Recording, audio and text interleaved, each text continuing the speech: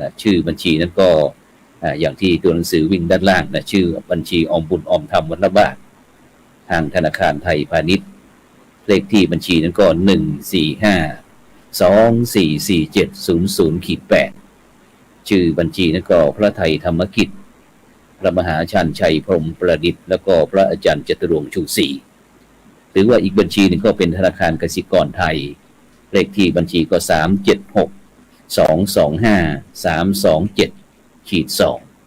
ชื่อบัญชีก็พระมหาดวงทิพย์ปริยัติธารีซึ่งก็ตามเจตนาของบรรดาท่านผู้ฟังท่านผู้ชม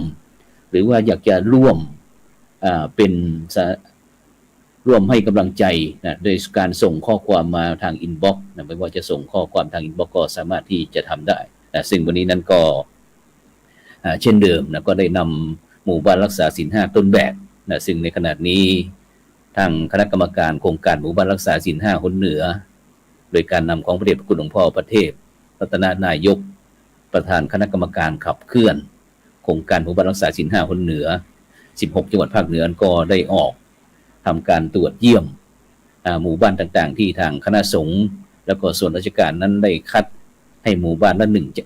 จังหวัดละ1หมู่บ้านนะซึ่งทางรายการสังฆพัฒนาเพื่อประชาชนช่องทำเป็นทีมทีวีออนไลน์เรานั้นก็ได้รับความเมตตาความร่วมมือจากหมู่บ้านรักษาศีล5ต้นแบบที่ได้ผ่านการคัดเลือกตรวจเยี่ยมจากคณะกรรมการแล้วก็ได้ออกมาพูดคุยกับบรรดาท่านผู้ฟังท่านผู้ชมว่ามีวิธีการบริหารจัดการอย่างไรถึงได้รับการคัดเลือกเป็นหมู่บ้านรักษาศีล5ต้นแบบแล้วก็ทั้งก่อนแล้วก็หลังจากที่หมู่บ้านของตนเองนั้นก่อนที่จะเข้าร่วมโครงการหมู่บ้านรักษาศีล5ต้นแบบหรือว่าหลังจากที่เข้าร่วมแล้วมีผลเป็นอย่างไรนะซึ่งนอกจากนั้นก็มีภาคีเครือข่ายทั้งบ้านทั้งวัดทั้งราชการทั้งโรงเรียนภาคีเครือข่ายต่างๆก็เข้าร่วมกับโครงการหมู่บ้านรักษาศีล5ต้นแบบของจังหวัดนั้นๆนะซึ่งจะมีวิธีการอย่างไรนะวันนี้เราก็ได้รับความเมตตาจากหมู่บ้านรักษาศีล5ต้นแบบบ้านหนองม่วงไข่ตำบลหนองม่วงไข่อำเภอหนองม่วงไข่จังหวัดแพร่นะซึ่งวันนี้ก็ได้รับเมตตาจากหลวงพ่อเจ้าอาวาสวัดหนองม่วงไข่นะครับฉะนั้นก็เป็นรูปแรกนะครับก็คือท่านอาจารย์พระครูสุตะพัฒนกิจเจ้าอาวาสวัดหนองม่วงไข่เจ้าคณะอำเภอหนองม่วงไข่จังหวัดแพร่นมัสการครับท่านอาจารย์พระครูครับผมรายการครับผมครับเป็นยังไงบ้างครับอาจารย์วันนี้ได้ทักทายกับบรรดาท่านผู้ฟังท่านผู้ชมที่กำลังติดตามรายการสังฆพัฒนาเพื่อประชาชนเราสักนิดหนึ่งครับซึ่งวันนี้เราก็จะมีเยอะแยะมากครับทั้งพระมหาเถระทั้งคณะสัตยาญาติโยมครับกราบนิมนต์เลยครับผมครับก่อนอื่นก็ขอถวายความเคารพท่านพระมหาเถระแล้วก็ขอถวายความนับถือครับท่านผู้ดำเนินรายการท่านพระครูโสพลปริยัตินะครับก็วันนี้ได้ร่วมออกรายการไลฟ์สดก็มีความรู้สึกยินดีเป็นอย่างยิ่งนะครับครับผมที่จะได้มีส่วนในการเผยแผ่พระพุทธศาสนานะครับครับผมนะครับศรัทธาญาติโยมสาธุชนทั่วไปได้รับชมรับทราบว่าพระเจ้าพระสงฆ์ของเราก็มีบทบาทในการเผยแผ่พระพุทธศาสนาร่วมกับศรัทธาญาติโยมเพื่อที่จะได้ดำรงมั่นไว้ซึ่งพระพุทธศาสนาประการหนึ่งแล้วก็เพื่อที่จะได้สงเคราะห์ศรัทธาประชาชนเป็นที่พึ่งของศรัทธาประชาชนนะครับคือบวรนะครับวัดบ้านโรงเรียนไปด้วยกันนะครับผมครับสาธุครับผมไปที่ท่านที่2นะซึ่งก็คือท่านวัชรพงษ์จันทราชนะผู้ใหญ่บ้านหนองม่วงไข่หมู่ที่7ตำบลหนองม่วงไข่อำเภอหนองม่วงไข่จังหวัดแพร่ขอเจริญพรท่านผู้ใหญ่ครับกับนมัสการพระอาจารย์นะครับเจริญพร ครับพระอาจารย์พระครูโสพลปริยัตินะครับท่านผู้ชมที่อยู่ทางบ้านโดยนะครับทางช่อง เจริญ YouTube แล้วก็ Facebook โดยนะครับเจริญพทางรทีวีออนไลน์ FM 104.50 เมกะเฮิรตซ์วัดไผ่หินจังหวัดเชียงใหม่ครับเจริญพรเป็นยังไงบ้างวันนี้อ่าหลังจากที่หมู่บ้านของเราบ้านหนองม่วงไข่ของเราได้รับการตรวจเยี่ยมจากคณะกรรมการแล้วตอนนี้รู้สึกว่ายังพะวงหน้าพะวงหลังอยู่ไหมหรือว่าโล่งอกโล่งใจแล้วคือการขับเคลื่อนนะครับการขับเคลื่อนของหมู่บ้านรักษาศีล 5ของตำบลหนองม่วงไข่ร่วมกับวัดหนองม่วงไข่แล้วก็หมู่ที่7นะครับโดยภาคส่วนนะครับในภาพรวมนะครับเพราะว่าเราก็ทำปฏิบัติกันมาเป็นประจำขับเคลื่อนโดยสม่ำเสมอนะครับโดยการสร้างศิลปะวัฒนธรรมประเพณีร่วมกับการมีส่วนร่วมกับพ่อแม่พี่น้องนะครับประชาชนหมู่ที่7แล้วก็ในภาพรวมของตำบลหนองม่วงไข่ครับอย่างน้อยเราก็มีการส่งเสริมนะครับเนาะส่งเสริมในการพุทธบูรณาการร่วมกันแล้วก็เป็นการบำรุงพระพุทธศาสนาครับสาธุสาธุต่อไปท่านกำพลพิมานผู้อำนวยการโรงเรียนหนองม่วงไข่พิทยาคมอำเภอหนองม่วงไข่จังหวัดแพร่ขอเจริญพรท่านผอ.ครับกราบนมัสการท่านคุณเจ้าท่านพระครูโสพลปริยัติท่านพระครูสุพัฒนกิจเจ้าวาดวัดหนองม่วงไข่แล้วก็เจ้าคณะอำเภอหนองม่วงไข่แล้วก็ผู้เข้าร่วมเสวนาผู้เข้าร่วมติดตามรายการทุกท่านนะครับวันนี้ถือว่าเป็นโอกาสดีแล้วก็ดีใจที่มีโอกาสได้มีส่วนร่วมในการเป็นภาคีเครือข่ายในการขับเคลื่อนในเรื่องของหมู่บ้านหรือหมู่บ้านศีล 5นะครับรักษาศีล 5ซึ่งเป็นสิ่งที่จำเป็นนะครับที่เราจะต้องมีการพัฒนาแล้วก็ดำเนินการนะครับโดยเฉพาะยิ่งในส่วนของโรงเรียนก็ต้องมีการขับเคลื่อนในเรื่องของคุณธรรมจริยธรรมให้กับเด็กและเยาวชนครับก็ขออนุญาตแจ้งเป็นเบื้องต้นว่าในตำบลหนองม่วงไข่นะครับของเราจะมีโรงเรียนอยู่ทั้งประถมศึกษาแล้วก็มัธยมศึกษานะครับประถมศึกษาก็จะเป็นโรงเรียนบ้านหนองม่วงไข่วิทยาคารเป็นโรงเรียนสอนตั้งแต่อนุบาลจนถึงชั้นประถมศึกษาปีที่6แล้วก็โรงเรียนม่วงไข่พิทยาคมซึ่งสังกัดในระดับมัธยมศึกษานะครับสพม.แพร่ก็จะเปิดทำการเรียนสอนในระดับชั้นม.1 ถึงม.6 นะครับแล้วเราก็เป็นภาคีเครือข่ายในเครือข่ายของหมู่บ้านรักษาศีล 5ต้นแบบของอำเภอหนองม่วงไข่ของเรานะครับที่จะเป็นส่วนหนึ่งในการขับเคลื่อนเด็กและเยาวชนในเรื่องของคุณธรรมจริยธรรมนะครับสาธุไปที่คุณโยมนางสาวชดารัตน์สุทธกันประธานกลุ่มแม่บ้านอำเภอหนองม่วงไข่จังหวัดแพร่ถึงถือว่าเป็นภาคีเครือข่ายขอเจริญพรในทักทายกับบรรดาท่านผู้ฟังท่านผู้ชมก่อนคุณโยมชดารัตน์ค่ะกราบนมัสการพระคุณเจ้านะคะค่ะดิฉันชดารัตน์สุทธกันค่ะสมาชิกสภาเทศบาลตำบลหนองม่วงไข่และเป็นประธานแม่บ้านเกษตรอำเภอหนองม่วงไข่ค่ะสาธุไปที่อีกท่านหนึ่งไปที่ท่านขจรธรรมชยางกุลนายกเทศมนตรีตำบลหนองม่วงไข่อำเภอหนองม่วงไข่จังหวัดแพร่ท่านเจริญพรท่านนายกกราบนมัสการครับท่านพระครูโสพลปริยัตินะครับและผู้ร่วมทุกท่านนะครับทางเทศบาลตำบลหนองไข่ของเราก็ดำเนินการเกี่ยวกับศีล 5ไม่ว่าจะเป็นตามประเพณีต่างๆนะครับสงกรานต์ลอยกระทงหรือวันวิสาขะนะครับเราก็ร่วมกิจกรรมแล้วเน้นโดยเฉพาะเน้นอย่างยิ่งคือต้องงดเหล้านะครับทุกอย่างนะครับในตำบลหนองม่วงไข่ของเรานะครับโดยการร่วมมือของคณะกรรมการหมู่บ้านผู้ใหญ่บ้านแล้วก็สมาชิกสภาเทศบาลนะครับร่วมมือร่วมใจกันเป็นอย่างดียิ่งครับท่านพระครูเจริญพรถามเริ่มต้นจากที่ท่านนายกเลยว่าหลังทางเทศบาลของเราถือว่าเป็นส่วนปกครองส่วนท้องถิ่นซึ่งได้ยินท่านผู้ใหญ่วชรพงศ์จันทราชบอกว่าทางเทศบาลของเรามีความสำคัญอย่างยิ่งในการที่จะให้การสนับสนุนหรือว่าช่วยเหลืออะไรต่างๆทั้งโครงการตอนนี้อย่างที่นอกจากที่เราจะเข้าร่วมโครงการหมู่บ้านรักษาศีล 5แล้วเนี่ยทางเทศบาล ตำบลหนองมงไข่ของเรายังมีโครงการอะไรอีกไหมที่ในฐานะที่เราเป็นส่วนปกครองส่วนหน่วยส่วนปกครองส่วนท้องถิ่นเนี่ยทางเทศบาลเราสนับสนุนยังไงบ้างก็ถ้าพูดไปคือหนองมะไข่นะครับเป็นพื้นที่ทางด้านการเกษตรนะครับเราจะเน้นการส่งเสริมด้านเศรษฐกิจนะครับไม่ว่าเรื่องปลูกข้าวปลูกพริกคือเป็นหัวใจของชาวบ้านนะครับคือชาวบ้านอยู่ได้วัดก็อยู่ได้แล้วก็ประชาชนก็อยู่ได้นะครับนี่คือเป็นหัวใจของเทศบาลของเรานะครับซึ่งจากที่เราทำแล้วก็เน้นการมีส่วนร่วมของทุกฝ่าย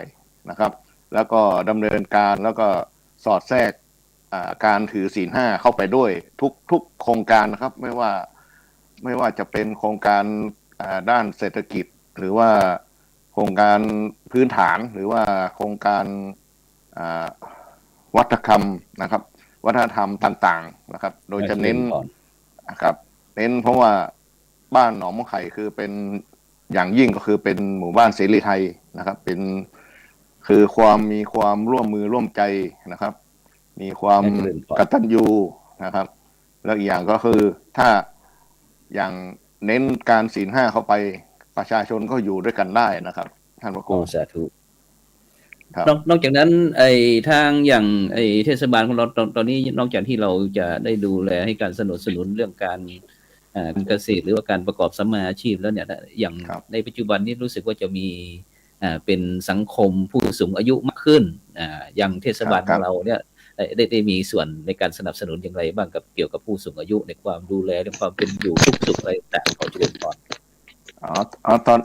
ตอนนี้นะครับเราได้ร่วมมือกับมหาลัยราชภัฏอุตรดิตถ์นะครับคือมาจัดการเรื่องการดูแลบุคคล3วัยนะครับคือมีวัยสูงอายุนะครับแล้วก็วัยทำงานแล้วก็วัยเยาวชนนะครับเอามาร่วมกันแล้วถอดบทเรียนออกมานะครับถอดบทเรียนออกมาแล้วก็ตอนนี้ของเราทำมาดำเนินการมา9 เดือนสำเร็จแล้วครับเป็นบทเรียนสามารถไ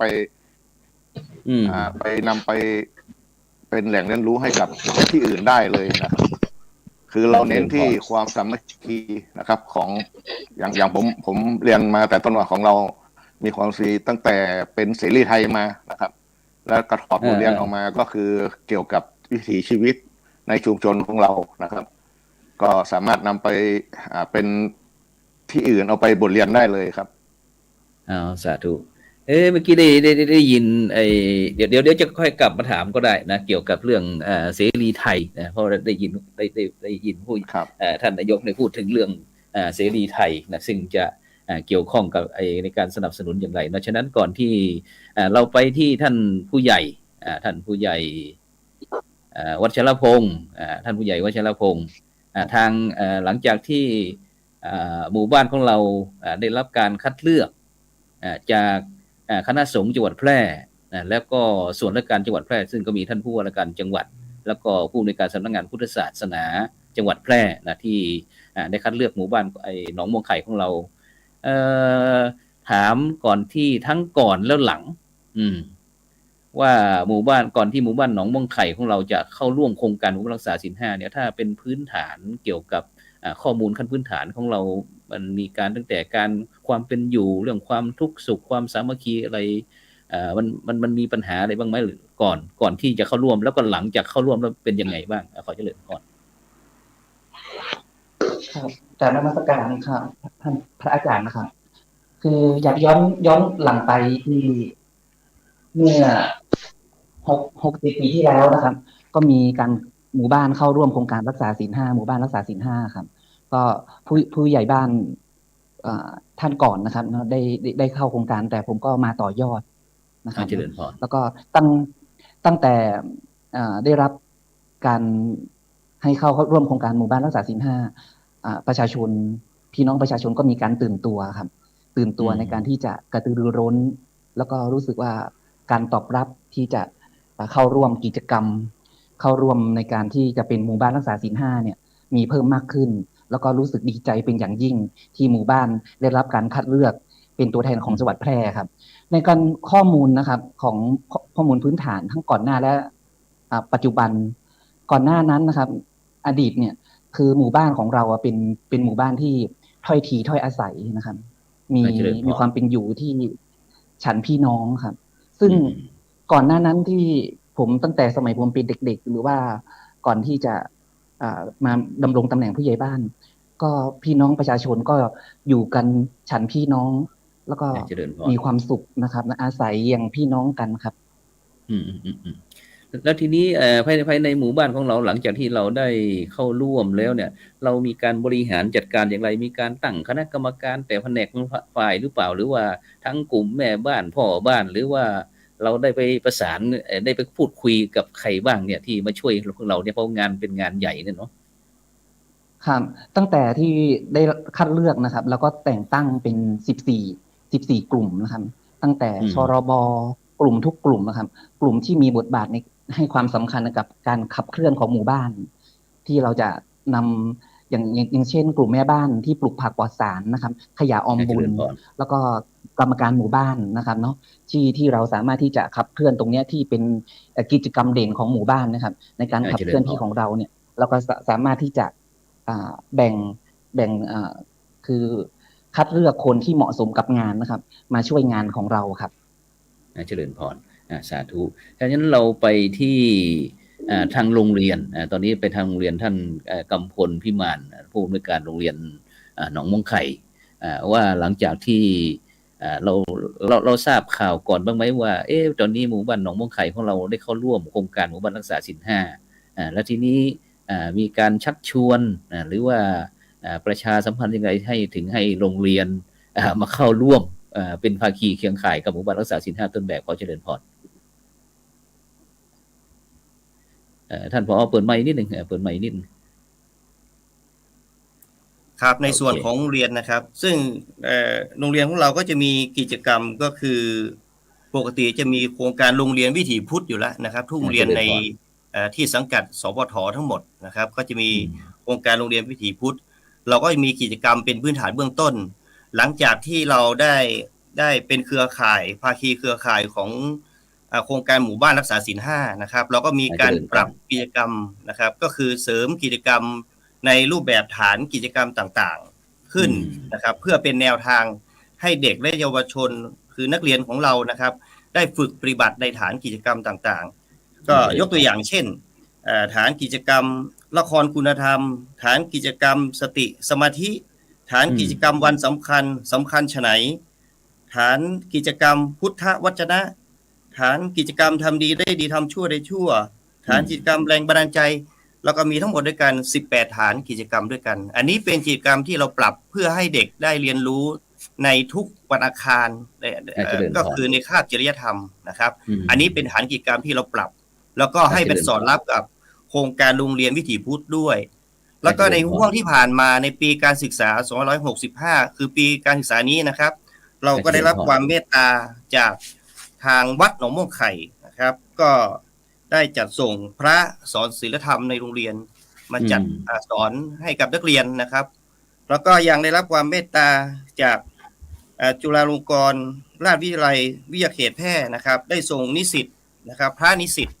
มาฝึกประสบการณ์เต็มรูปแบบนะครับก็มีพระมาฝึกประสบการณ์ที่โรงเรียนของเรา2รูปนะครับ1ปีการศึกษานะครับคือทั้ง2ภาคเรียนเราก็ถือว่าเราได้เปรียบในเรื่องของกิจกรรมเกี่ยวกับทางพุทธศาสนาที่มีพระก็ได้พบปะกับนักเรียนแล้วก็ได้พูดกับนักเรียนแล้วก็ได้ส่งเสริมในเรื่องของการจัดการเรียนสอนทางพุทธศาสนาโดยเฉพาะยิ่งกิจกรรมที่วันสำคัญต่างๆเราก็มีพระที่เป็นนิสิตนะครับก็นำนักเรียนนะครับร่วมกับกลุ่มสาระสังคมศึกษาแล้วก็นักเรียนนะครับไปร่วมกิจกรรมที่วัดไปร่วมกิจกรรมกับชุมชนนะครับทางหมู่บ้านนะครับเราก็จะเป็นการฝึกก็เป็นกิจกรรมคือจิตอาสาพัฒนาชุมชนจิตอาสาพัฒนาวัดอันนี้เป็นกิจกรรมหนึ่งที่เราได้รับความร่วมมือแล้วก็เป็นเครือข่ายนะครับในเรื่องของหมู่บ้านรักษาศีล5นะครับแล้วก็อีกส่วนหนึ่งปีนี้เราถือว่าเป็นโชคดีอีกส่วนหนึ่งนะครับก็นักเรียนของเราได้รับการฝึกพัฒนาทางสำนักงานเขตพื้นที่การศึกษามัธยมศึกษาแพร่ก็ได้คัดเลือกโรงเรียนของเรานะครับให้เป็นโรงเรียนต้นแบบวิธีปฏิบัติที่เป็นเลิศในเรื่องของสาธุเลยการวิถีพุทธนะครับ ภาคสงฆ์ภาค6เนี่ยนะครับก็คือเพื่อจะเอากิจกรรมเหล่านี้ไปนำเสนอในส่วนของสงฆ์ภาค6ของเรานะครับก็กำลังปรับรูปแบบวิธีการในการนำเสนอกิจกรรมที่เราดำเนินการอันนี้ก็เป็นส่วนหนึ่งนะครับผลที่เกิดจากเราได้ร่วมเป็นเครือข่ายกับโครงการหมู่บ้านรักษาศีล5นะครับที่ผ่านมาอันนี้เป็นส่วนที่เราได้ดำเนินการนะครับสาธุมีความพึงพอใจยังไงบ้างทั้งโรงเรียนแล้วก็ผู้ปกครอง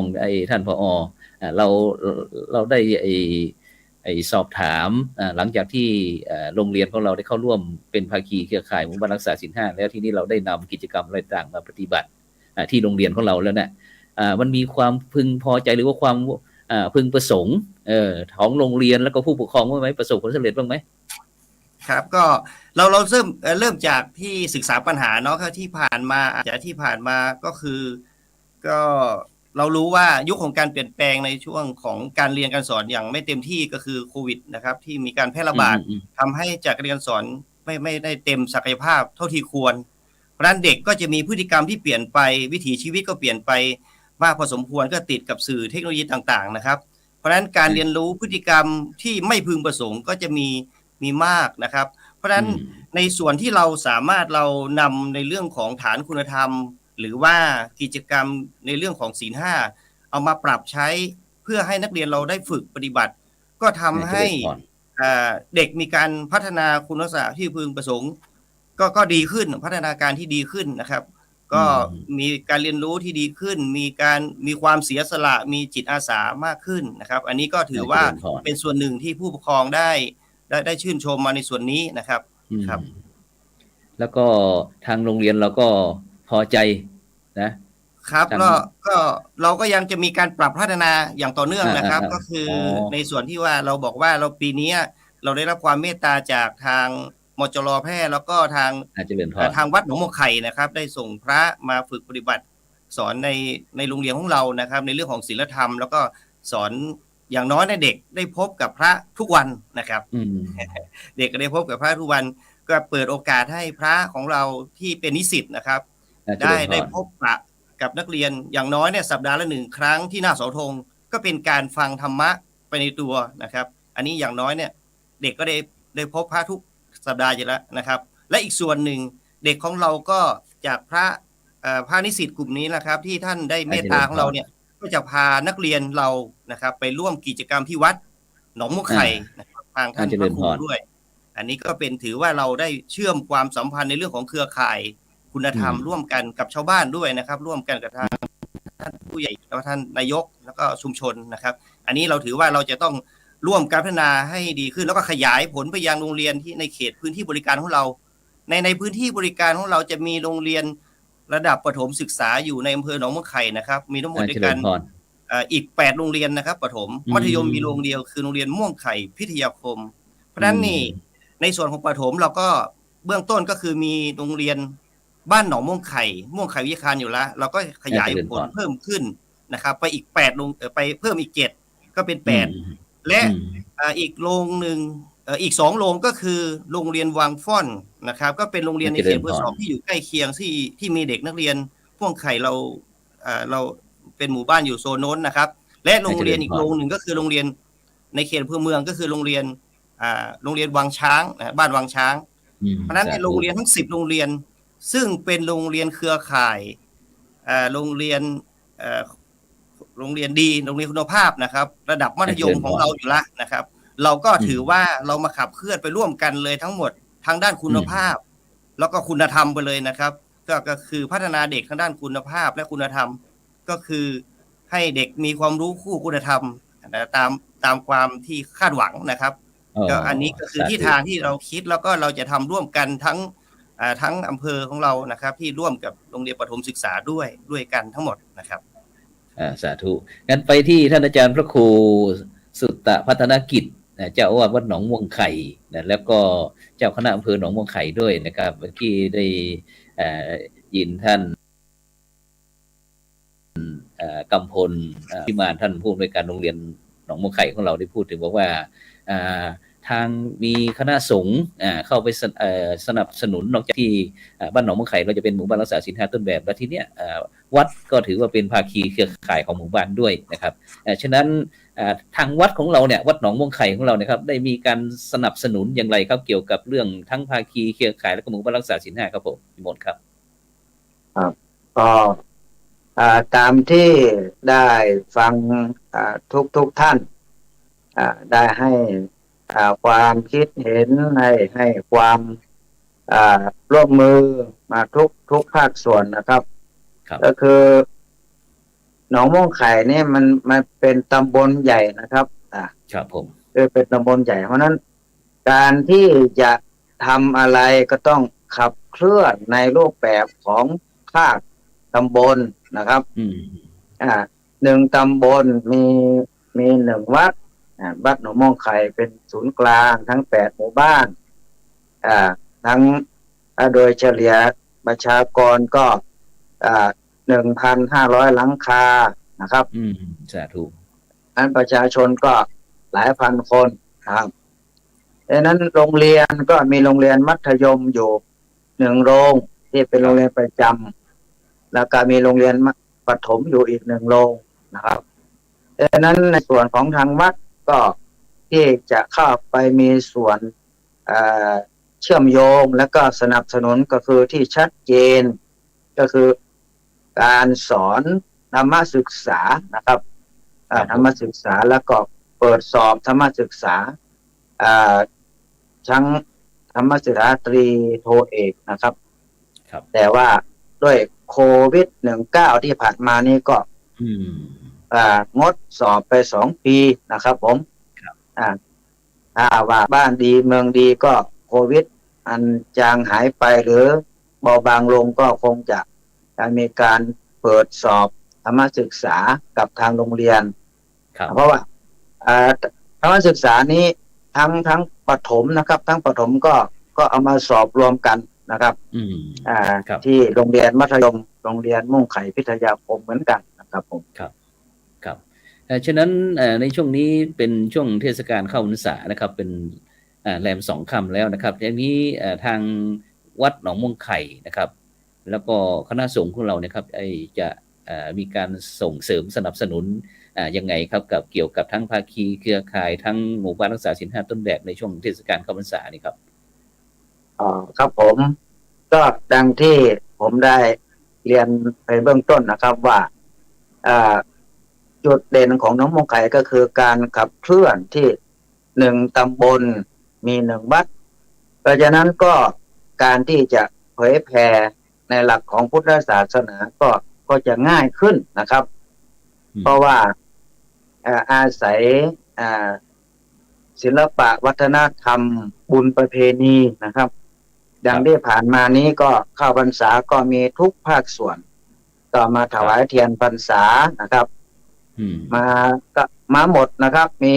เทศบาลโรงเรียนม่วงไข่พิทยาคมโรงเรียนมัธยมนะครับโรงเรียนบ้านหนองม่วงไข่วิทยาคารโรงเรียนประถมแล้วก็ตลอดจนถึงโรงเรียนอนุบาลเทศบาลตำบลหนองม่วงไข่ศูนย์เด็กเล็กอันนี้อยู่ในส่วนการดูแลของเทศบาลตำบลหนองม่วงไข่แล้วก็ผู้สูงอายุด้วยผู้สูงอายุก็จัดขบวนแห่เทียนพรรษาเข้ามาอีกตลอดจนถึงกศน.ก็จัดมาอีกดังนั้นหมายความว่ามีส่วนร่วมด้วยช่วยกันในเรื่องของการเผยแผ่พระพุทธศาสนาเป็นการอนุรักษ์เรียกว่าบุญประเพณีอันดีงามในด้านพุทธศาสนาให้คนรุ่นหลังได้แต่ทัศนาได้เห็นได้ศึกษาและศึกษาต่อยอดกันแล้วกันนะครับผมก็มีกิจกรรมอย่างนี้อยู่ตลอดนะครับแล้วตอนนี้ช่วงเทศกาลเข้าพรรษานี่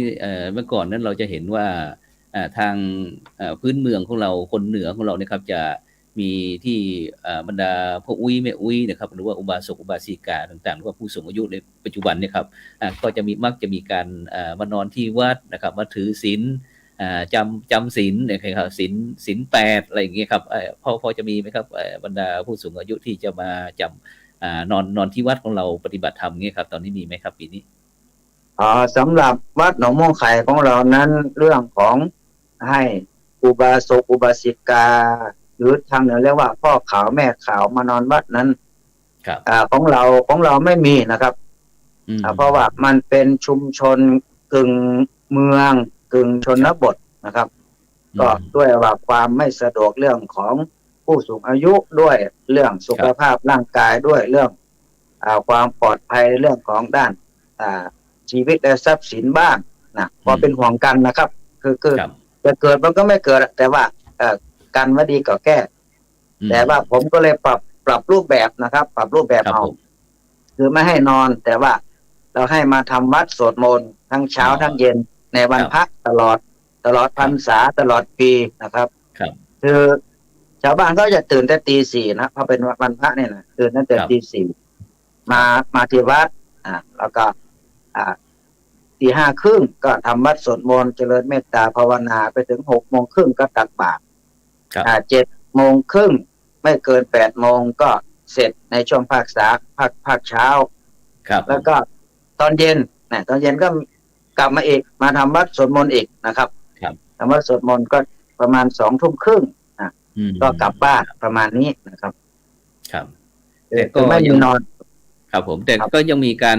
แสดงธรรมแบบพื้นบ้านล้านนาของเราเพื่อที่จะสืบสานอนุรักษ์มีพอมีบ้างไหมครับช่วงพรรษามีครับมีตลอดไม่ครับผมไม่งดเว้นนะไม่เว้นมีครับอย่างปีนี้ก็เรื่องกันธนกุมารนะครับกันธนกุมารจะเริ่มเทศตั้งแต่บ่าย 13 นาฬิกาเป็นต้นไปนะครับเทศแล้วก็มีการสรุปเรื่องราวแล้วก็สอดแทรกธรรมะให้ศรัทธาญาติโยมฟังเนี่ยเป็นอย่างนี้ถ้าผมไม่ได้เทศผมก็จะเอาทำผูกนั้นที่พระรูปนั้นให้ผมมาอ่านก่อนผมมาดูก่อนพระรูปนั้นไปเทศผมก็สรุปอีกทีนึงนะครับผมครับผมนี่ก็เป็นการพัฒนานะครับบรรดาลูกพระลูกเนรด้วยนะครับแล้วก็โดยเฉพาะทางประเพณีพื้นบ้านล้านนาของเราก็ชอบนะครับผู้สูงอายุก็จะชอบฟังเทศแบบพื้นเมืองนะครับแต่บางส่วนก็คนรุ่นใหม่ก็อาจจะชอบธรรมะบรรยายอย่างนี้เป็นต้นครับนี่ก็เป็นการบูรณาการนะครับของท่านอาจารย์พระครูสุตตะพัฒนกิจนะครับหลวงพ่อเจ้าอาวาสวัดหนองม่วงไข่นะครับที่ได้นำหมู่บ้านรักษาศีล 5ของเรานะครับเข้าวัดปฏิบัติธรรมในช่วงเทศกาลเข้าพรรษานะครับฉะนั้นไปที่ท่านอาจารย์ชฎารัตน์สุทธกันประธานกลุ่มแม่บ้านอำเภอหนองม่วงไข่เนี่ยเราไปอีกทีหนึ่งว่าชมรมแม่บ้านกลุ่มแม่บ้านเราเนี่ยไปเป็นภาคีเครือข่ายกับหมู่บ้านรักษาศีล 5ต้นแบบเนี่ยมันผลเป็นยังไงบ้างเราเป็นนำหมู่บ้านรักษาศีล 5ต้นแบบไปเป็นภาคีเครือข่ายแล้วเราไปมีส่วนร่วมยังไงบ้างสนับสนุนยังไงหรือว่าทางหมู่บ้านรักษาศีล 5เข้ามาสนับสนุนเราขอเจริญพรค่ะกราบนมัสการพระอาจารย์ค่ะสำหรับดิฉันนะคะเป็นประธานแม่บ้านเกษตรอำเภอหนองม่วงไข่ในหนองม่วงไข่ในอำเภอหนองม่วงไข่นี่จะมีทั้งหมดอยู่ทั้งหมดมี6ตำบลนะคะมีอบตอยู่5อบตและ1เทศบาลค่ะเทศบาลคือเทศบาลหนองม่วงไข่นะคะอย่างกลุ่มแม่บ้านเนี่ยในภาคีเครือข่ายของศีล 5นี่นะคะ1เราจะมีการปลูกนะคะปลูกพืชปลอดสารพิษนะคะเพื่อที่จะสนับสนุนนโยบายโครงการที่จะได้กินผักปลอดสารพิษหลังจากที่เรานำมารับประทานหรือว่านำมาใช้ในครัวเรือนเสร็จจากที่มันเหลือกินเราก็สามารถเอาไปทำเป็นเศรษฐกิจคือเอาไปขายแบ่งขายให้พี่น้องชาวบ้าน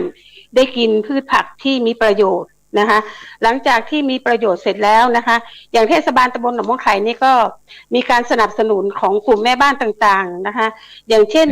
ทำกิจกรรมเรื่องผ้าด้นมือปลูกพืชผักปลอดสารก็มีโครงการแล้วก็แจกจ่ายพืชเมล็ดพันธุ์ฟรีนะคะอย่างโครงการที่ผักผ้าด้นมือปักเย็บปักถักร้อยนะคะซึ่งใช้เวลาว่างให้เป็นประโยชน์เนี่ยก็ทางเทศบาลก็จะมีโครงการมาปรับมาอบรมก่อนเสร็จแล้วก็ทำนะคะทำถ้าเหลือถ้าสวยงามก็สามารถที่จะเอาไปเป็นทางเศรษฐกิจคือเอาไปค้าขายไปขายให้กับกลุ่มอื่นที่มาเยี่ยมชมกิจการของเทศบาลได้ค่ะพระอาจารย์ และอีกอย่างหนึ่งของกลุ่มแม่บ้านนะคะเด็กๆนะคะเด็กๆนี่ก็จะได้ผลจากพ่อแม่ผู้ปกครองนะคะก็เอื้อไปกับทางโรงเรียนใช่ไหมคะเด็กๆมาเห็นพ่อแม่ผู้ปกครองทำแล้วเด็กๆก็เกิดนะคะเกิดที่จะรักบ้านรักตนเองรักครอบครัวนะคะก็นำไปสู่ว่ารักตัวเองรักครอบครัวแล้วก็รักชุมชนนะคะก็กลับเข้ามาสู่ในยุคของศีลห้าแล้วอย่างกรณีที่ของกลุ่มแม่บ้านนี้นะคะในหนองม่วงไข่เนี่ยจะมีกลุ่มวิสาหกิจชุมชนนะคะกลุ่มวิสาหกิจชุมชนนี้ก็จะอยู่ที่หมู่7เนี่ยค่ะของท่านผู้ใหญ่บิ๊กเนี่ยค่ะก็จะเกิดมาจากการรวมตัวใช่ค่ะผู้ใหญ่วัชรพงษ์จันทราชนะคะเกิดกิจกรรมรวมกลุ่มของกลุ่มแม่บ้านนะคะก็จะเป็นวิสาหกิจชุมชนนะคะอย่างเช่นของหมู่8ในหนองม่วงไข่มี8หมู่บ้านใช่ไหมคะท่านอย่างอย่างหมู่8นี่ก็จะมีกิจกรรมของน้ำพริกโอท็อปนะคะจะเป็นโอท็อป4 ดาวของแม่แก้วมาซึ่งสนับสนุนโครงการนี้สนับสนุนจากเทศบาลตำบลหนองม่วงไข่ก็เอื้อกันนะคะแล้วหมู่4เนี่ยก็จะเป็นอุตสาหกรรมในครัวเรือนซึ่งเป็นผลิตภัณฑ์ที่ทำจากพริกนะคะพริกนี่ก็มาจากเทศบาลเหมือนกันที่ช่วยสนับสนุนภูมิปัญญาท้องถิ่นนะคะแล้วก็เป็นขยายวงกว้างสู่เศรษฐกิจก็กลุ่มแม่บ้านของเราก็ไม่เขาเรียกว่าอะไรไม่สามารถไม่ออกไปทำงานนอกถิ่นนะคะสามารถทำงานในถิ่นกำเนิดของตนเองเพื่อที่จะได้ดูแลครอบครัวตนเองอะค่ะก็จะเป็นครอบครัวที่อบอุ่นนะคะท่านค่ะเจริญพรแล้วไอ้สินค้าไอ้ยอดฮิตสินค้าโอท็อปของหมู่บ้านของเราเนี่ยมีอะไรที่โดดเด่นบ้างไอ้คุณโยมที่เราจะสามารถที่เอาไปนำส่งสินค้าหรือว่าเกิดมีหมู่บ้านอื่นหรือว่าท่านผู้ฟังท่านผู้ชมอยู่เนี่ยเราอยากจะได้สิ่งของที่โดดเด่นของท่านเนี่ยที่มีคุณภาพเราอยากจะสั่งซื้ออย่างเงี้ยมีอะไรบ้างช่วยโฆษณาหน่อยเอากราบขอบพระคุณค่ะอาจารย์ค่ะค่ะอย่างกรณีเช่นอยู่ที่หมู่8ใช่ไหมคะจะเป็นผลิตภัณฑ์สินค้าโอท็อป4 ดาวเป็นอาหารที่4 ดาวที่ได้อย.นะคะก็จะมีน้ำพริกเป็นน้ำพริกของแม่แก้วมากับเป็นน้ำพริกตาแดงน้ำพริกแมงดาน้ำพริกปลาย่างน้ำพริกลาบน้ำพริกแกงอย่างเงี้ยค่ะแล้วก็เป็นน้ำพริกนรกกุ้งเสียบอันนี้จะช่อง7มาดูแล้วนะคะช่อง7มาถ่ายทำแล้วก็มาเยี่ยมชมช่วงนั้นท่านนายกขจรธรรมชัยยังกูลก็อยู่ในจุดที่เข้ามาเยี่ยมชมนะคะแล้วก็อย่างเช่นของหมู่7ของท่านผู้ใหญ่วัชรพงษ์เนี่ยค่ะก็จะเป็นกลุ่มน้ำพริกปลาย่างกลุ่มน้ำพริกที่ทำจากเนื้อสัตว์ต่างๆนะคะอันนี้อยู่ในขอบเขตของอำเภอหนองม่วงไข่ตำบลหนองม่วงไข่นะคะท่านเป็นของตำบลหนองม่วงไข่นะคะค่ะแล้วสามารถสั่งได้และทำได้แบบสดๆนะคะไม่มีสารปนเปื้อนนะคะปลอดภัยแล้วอีกจุดหนึ่งที่เป็นจุดขายเหมือนกันนะคะก็เช่นอุตสาหกรรมในครัวเรือนของน้ำจิ้มไก่ทองนะคะอยู่ที่หมู่4นะคะท่านซึ่งพื้นที่ของอย่างที่ท่านนายกได้พูดถึงนะคะเป็นพื้นที่ที่เป็นเกษตรกรรมนะคะเราจะมีการปลูกพริกที่เยอะนะคะในหนองม่วงไข่เราก็จะได้พืชผลตรงจุดนั้นนะคะได้กลับเข้ามาทำเป็นผลิตภัณฑ์เป็นสินค้าของฝากเป็นสินค้าที่ขายตามออนไลน์อย่างเงี้ยค่ะอย่างเช่นผู้ใหญ่วัชรพงษ์นี่ก็จะขายทางออนไลน์นะคะแล้วก็อยู่กับที่อะไรนะเขาเรียกว่าผู้ใหญ่อะไรคะท่านก็อย่างเช่นที่เอาขายเขาเรียกอะไรล่ะวิสาหกิจชุมชนนะคะท่านจะขึ้นอยู่ที่ค่ะเป็นประมาณที่กลุ่มแม่บ้านของเราไม่ได้อยู่นิ่งเราสามารถทำกิจกรรมให้กับตนเองให้กับชุมชนให้กับครัวเรือนได้แบบมีความสุขค่ะท่านแบบมีความสุขค่ะอ๋อสาธุไปที่ท่านนายกขจรธรรมชัยยางกุลนายกเทศมนตรีตำบลหนองม่วงไข่ท่านนายกท่านมองเห็นอย่างอะไรในโครงการหมู่บ้านรักษาศีล5ต้นแบบนะแล้วก็มีความคาดหวังอย่างไรบ้างถึงให้จัดงบสนับสนุนเห็นทั้งภาคีเครือข่ายได้กล่าวถึงเทศบาลเราเสียเหลือเกินท่านมองเห็นอะไรในโครงการหมู่บ้านรักษาศีล5ต้นแบบแล้วก็มีความคาดหวังอย่างไรขอเจริญพร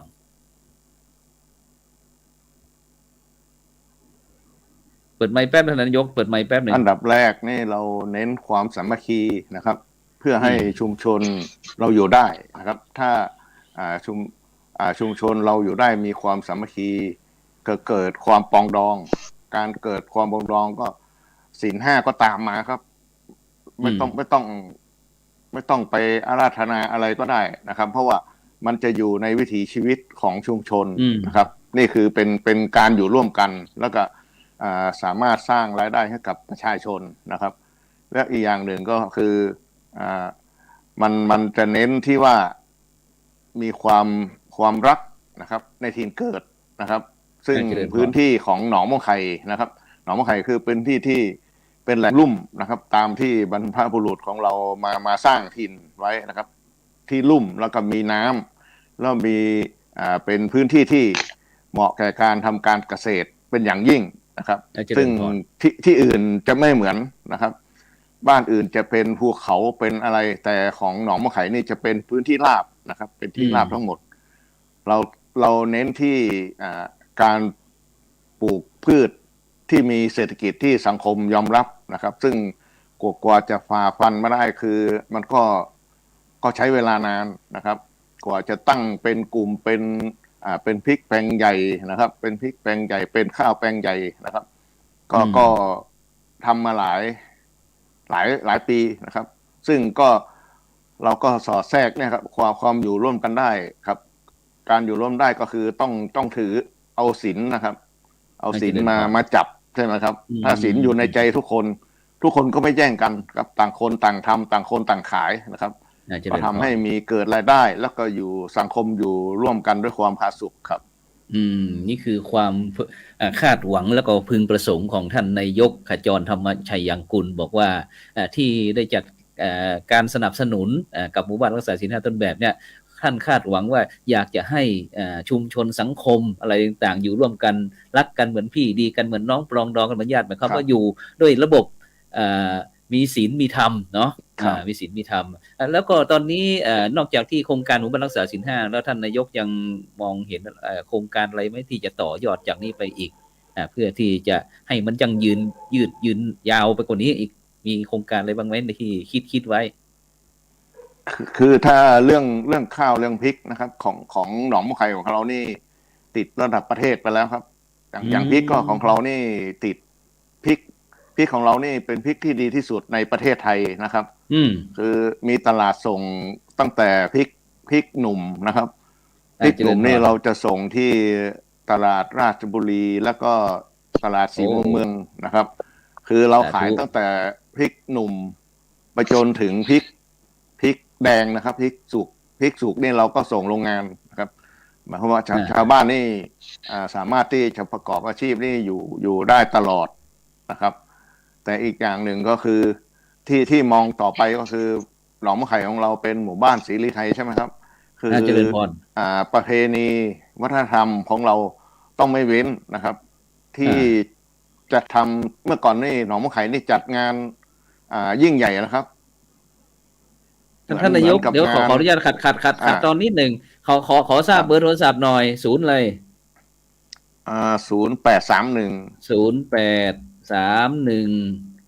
515 ครับ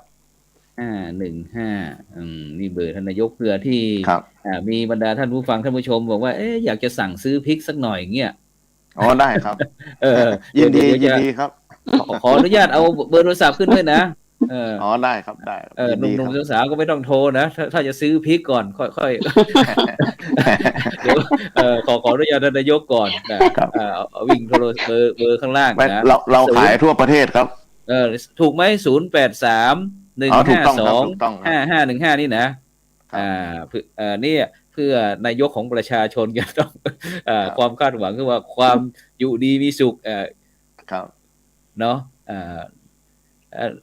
คุยต่อเรื่องเสรีไทยช่วยขยายหน่อยว่าความว่าเสรีไทยมันมีความเป็นไปเป็นมาใหญ่เห็นว่าเป็นหมู่บ้านเสรีไทยครับเสรีไทยคงเริ่มตั้งแต่สงครามโลกครั้งที่2นะครับผมก็ยังไม่เกิดนะครับแต่ว่าตามประวัติศาสตร์ของผู้เฒ่าผู้แก่ที่เล่าสืบกันมาก็คือ ตอนนั้นของเรานี่จะมีคุณทองกันทาธรรมนะครับ เป็นสสเจริญพ และ ร เป็นลูกศิษย์ของท่านปรีดีพยมยงค์นะครับ อ๋อ ซึ่งท่านปรีดีพยมยงค์นี่ก็แกก็เป็นเสรีไทยสายสหรัฐนะครับ และมีลูกศิษย์คือท่านคุณทองกันทาธรรมนะครับ ก็คุณทองกันทาธรรมก็คือสืบทอดมาจากท่านปรีดีพยมยงค์นะครับ ก็คือมาตามสายเพราะว่ามาตามสายก็มาหนองมะไข่ของเราก็มีผู้เฒ่าผู้แก่อพยพมาจากอำเภอจากในเมืองนะครับ มาตั้งถิ่นฐานบ้านเราก็มีพ่อเลี้ยงอ้วนนะครับพ่อเลี้ยงอ้วนหรือวัฒนานนท์นะครับ แล้วก็มีตระกูลสินธุวงศ์นะครับ ซึ่งเป็นตระกูลใหญ่เป็นเหมือนเชื้อสายเจ้านายฝ่ายเหนือของเมืองแพร่นะครับ มาตั้งชาวบ้านก็เชื่อและนับถือคือเมื่อก่อนนี่ทางเจ้านายจะมีถิ่นฐานมีที่มากนะครับ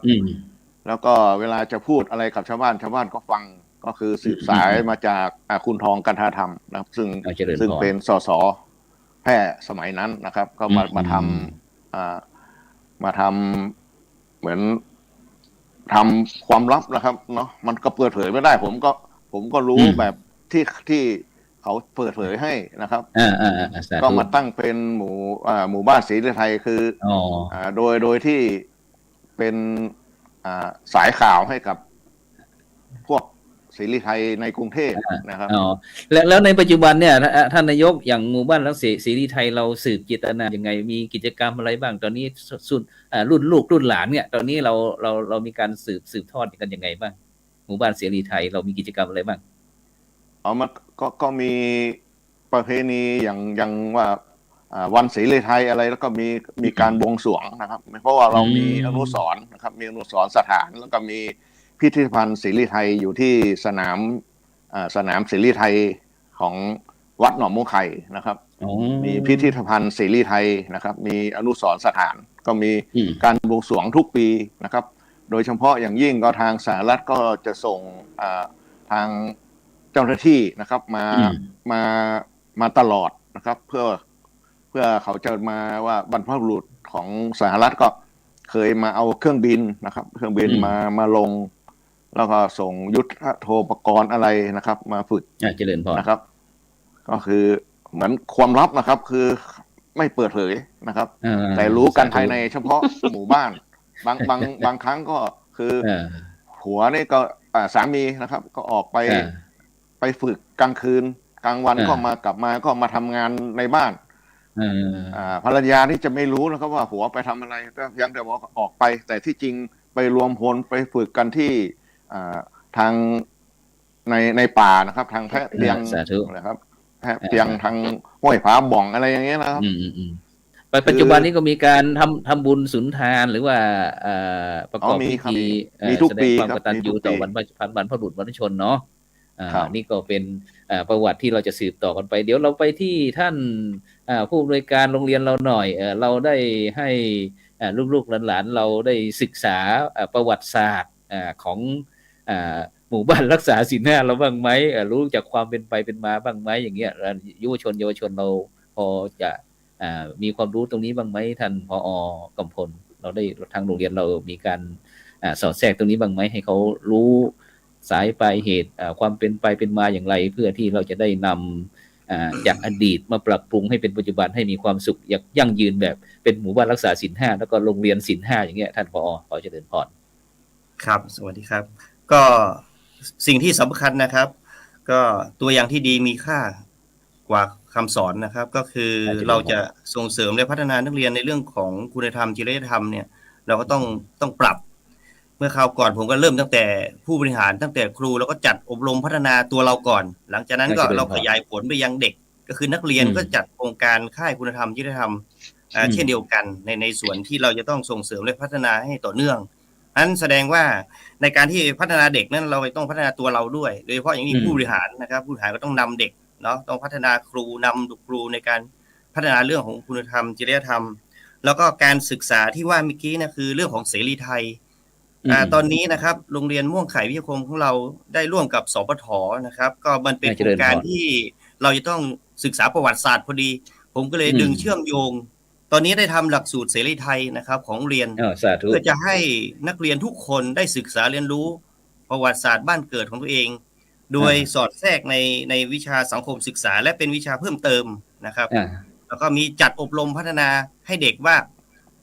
กว่าจะถึงวันนี้เนี่ยความเป็นมาหนองม่วงไข่ของเราเป็นอย่างไร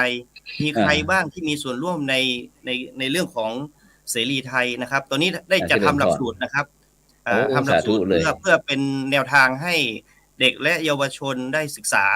นะครับก็ทำเป็นหลักสูตรที่โรงเรียนแล้วก็เราไปฝากไว้ในที่เว็บไซต์ของโรงเรียนส่วนหนึ่งนะครับประวัติเกี่ยวกับเสรีไทยก็ยังจะมีการปรับปรุงพัฒนาเพื่อจะให้เด็กของเราอย่างน้อยเนี่ยถามเด็กทุกคนน่ะต้องรู้ว่ามาเรียนโรงเรียนม่วงไข่พิทยาคมแล้วรู้ไหมว่าจะถึงวันนี้ชาวบ้านเขาคิดอย่างไรเขาเป็นอย่างไรเขามีความอดทนมีความพยายามเพื่อจะสอนให้เขารู้จักความอดทนความพยายามแล้วก็รักถิ่นบ้านเกิดของตัวเองนะครับดังนั้นเราจำเป็นที่จะต้องให้เขาเรียนรู้ทางวิชาการทักษะชีวิตแล้วก็ประวัติศาสตร์ผ่านมาในบ้านเกิดของเขาด้วยนะครับตัวนี้ก็ทางโรงเรียนก็ดำเนินการอยู่นะครับก็ต่อไปคงจะมีหลักสูตรที่เป็นเล่มที่ให้โรงเรียนระดับประถมศึกษาเข้ามาศึกษาที่โรงเรียนครับก็อันนี้เป็นส่วนหนึ่งของการศึกษาประวัติศาสตร์บ้านเราด้วยนะครับสาธุเจริญพรทีนี้เราไปที่ท่านผู้ใหญ่บิ๊กหรือว่าผู้ใหญ่วัชรพงษ์จันทราชเมื่อกี้ทางท่านนายกก็ได้พูดถึงเรื่องเสรีไทยท่านทางผู้อำนวยการโรงเรียนท่านกำพลก็ได้พูดถึงว่าเราจะได้จัดหลักสูตรที่เนี้ยหมู่บ้านของเราเนี่ยในฐานะที่เราเป็นผู้นำเนี่ยเราจะปลูกฝังอุดมการณ์ให้บรรดาลูกๆหลานเรายังไงโดยเฉพาะสำนึกรักในบ้านเกิดของตนเองเนี่ยเพราะว่าผู้ใหญ่วันนี้ก็คือผีในวันข้างหน้านั่นแหละเด็กวันนี้คือผู้ใหญ่ในวันข้างหน้าฉะนั้นเราจะต้องมีการเรียนรู้สืบต่อแล้วก็ขยายให้มันมีความมั่นคงมากยิ่งขึ้นอย่างหมู่บ้านไอ้หนองม่วงไข่เรามีวิธีการอย่างไรกับให้คนรุ่นใหม่ได้มีส่วนร่วมในหมู่บ้านของเราโดยเฉพาะสำนึกรักบ้านเกิดเนี่ยเจริญพรครับก็คือในการขับเคลื่อนของผมทุกๆปีเนี่ยนะครับผมจะมีกิจกรรมในการที่จะรำลึกครับแต่งตัวย้อนยุคก็คือเป็นโกโบริอะไรเงี้ยครับที่ผ่านมากิจกรรมในการบูรณาการเพื่อที่จะเป็นการย้อนรำลึกถึงบรรพบุรุษโดยเฉพาะนำผู้สูงอายุมาแต่งตัวย้อนยุคนะครับกิจกรรมที่ผ่านมาร่วมกับทางวัดหนองม่วงไข่ทางหน่วยงานราชการต่างๆนะครับทั้งท่านในอำเภอก็แต่งตัวย้อนยุคกันครับเพื่อเป็นการรำลึกแล้วก็เป็นการประชาสัมพันธ์การท่องเที่ยวด้วยว่าของเราเป็นแหล่งประวัติศาสตร์เรียนรู้ของชุมชนเสรีไทยนะครับก็อยากให้ตรงนี้เป็นการสืบแล้วก็เป็นการเชื่อมโยงบูรณาการทุกภาคส่วนนะครับแล้วก็เป็นการที่จะทำให้เราสามารถที่จะให้การท่องเที่ยวแล้วก็การท่องเที่ยวและการกีฬาเนี่ยเข้ามาส่งเสริมของให้กับชุมชนเราด้วยครับเจริญพรแล้วคนหนุ่มคนสาวนะท่านผู้ใหญ่เขามีส่วนคนหนุ่มคนสาวเขามีส่วนเกี่ยวข้องกับโครงการหมู่บ้านรักษาศีล 5ต้นแบบเรายังไงบ้างศีล 5ต้นแบบนี่คือผมส่งเสริมนะครับเนาะเราพยายามที่จะส่งเสริมแล้วก็มีความสอดความรู้ความเข้าใจส่งเสริมทั้ง5ด้านนะครับไม่ว่าจะเป็นการส่งเสริมทั้งด้านในการปลูกผักในการฆ่าสัตว์นะครับในการส่งเสริมในหมู่บ้านที่จะทำให้เราปลูกฝังในการที่จะรักใคร่ปลองดองเพราะว่าการส่งเสริมการปลูกผักแล้วก็เป็นการลักษณะที่แบบว่าให้เราปลูกผักแล้วปุ๊บเป็นการลดค่าใช้จ่ายในครัวเรือนนะครับทุกครัวเรือนเขาก็จะมีการปลูกผักนะครับเนาะทำบัญชีรายรับรายจ่ายบ้างไหมบรรดาคนหนุ่มคนสาวเขาเข้ามาช่วยทางพ่ออุ้ยแม่อุ้ยหรือว่าคุณพ่อคุณแม่โยมพ่อโยมแม่อะไรบ้างไหมคือสำนักงานเกษตรของอำเภอหนองม่วงไข่สนับสนุนในการบัญชีรายรับรายจ่ายครับครับแล้วก็จะมีการที่แบบว่าเราสามารถที่จะปลูกผักทานใช้ในชุมชนอย่างเช่นขยะออมบุญ เราก็สามารถที่จะมารับแลกผลิตภัณฑ์น้ำยาอเนกประสงค์นะครับ ที่ไปใช้ใช้จ่ายในครัวเรือน แล้วก็ปลูกผักปลอดสารนำเมล็ดพันธุ์ผักไปปลูกผักในครัวเรือน แล้วก็นี่เป็นการส่งเสริมครับส่งเสริมเป็นการลดค่าใช้จ่ายในครัวเรือนแล้วนะครับบูรณาการขอโครงการจากเทศบาลโครงการของพัฒนาชุมชนของสำนักงานเกษตรเพื่อได้รับพันธุ์ผักเพื่อมาให้มอบกับประชาชนครับคนหนุ่มสาวก็สามารถที่จะรู้ว่าโครงการขยะออมบุญของเราเนี่ยทำเป็นการปลูกผักปลอดสารไว้ในชุมชนเพื่อเป็นการบริโภคถ้าบริโภคแล้วถ้าเหลือเราก็ไปจำหน่ายอะไรอย่างเงี้ยครับสาธุสาธุไปที่ท่านอาจารย์พระครูสุตะพัฒนกิจหลวงพ่อเจ้าวัดวัดหนองม่วงไข่ท่านอาจารย์พระครูตอนนี้หนองม่วงไข่มันมีทำไมถึงเรียกว่าหนองม่วงไข่ไม่มีความเป็นไปเป็นมาอย่างไรลองเล่าประวัติให้ฟังหน่อยหนองม่วงไข่ครับผมขอเรียนประวัติอย่างย่อนะครับเมื่อย้อนไปประมาณปลายกรุงศรีอยุธยานะครับก็มีเรียกว่าชาวบ้านนะที่เขาคิดที่จะก่อตั้งหมู่บ้านก็มาหาทำเลนะครับก็มีหลายตระกูลนะครับมาจากสูงเม่นบ้างมาจากในเมืองบ้างนะมาจากอำเภอร้องกวางบ้างตามประวัติก็มีตั้ง9ตระกูลนะครับตระกูลชมพูราชตระกูลไข่แก้วประมาณนี้นะครับหลายตระกูลและนี่ก็มองเห็นว่าทำเลตรงนี้เป็นที่ราบลุ่มเหมาะแก่ที่จะทำการเกษตรก็มีต้นมะม่วงต้นมะม่วงอยู่มากแล้วก็มีต้นมะม่วงใหญ่อยู่ต้นหนึ่งนะก็ชาวบ้านก็คิดว่าคงจะมีลูกกะเทวดาเฝ้ารักษาก็มีความที่จะ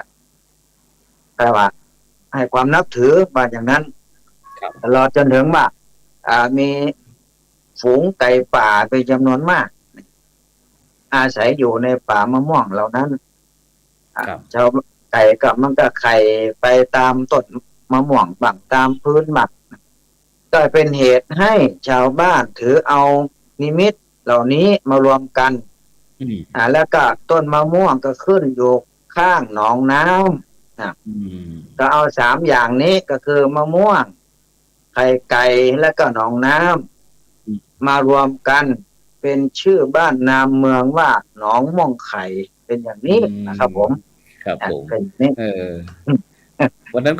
นก็พยายามจะถามอยู่ทำไมถึงตั้งว่าบ้านหนองม่วงไข่